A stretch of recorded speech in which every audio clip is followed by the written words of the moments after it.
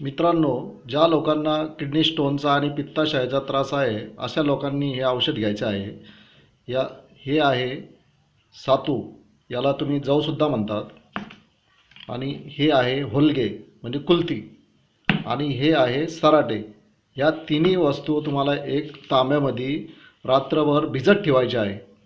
रात्रभर भिजल्यानंतर सकाळी असे उकडायचे की हे तांब्याभर पाणी अर्ध होऊन जाईल आणि ते सकाळी तुम्हाला उपाशीपोटी घ्यायचं आहे.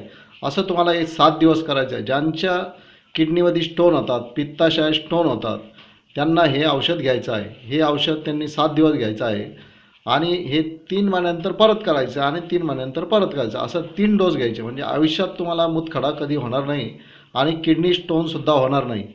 थँक्यू.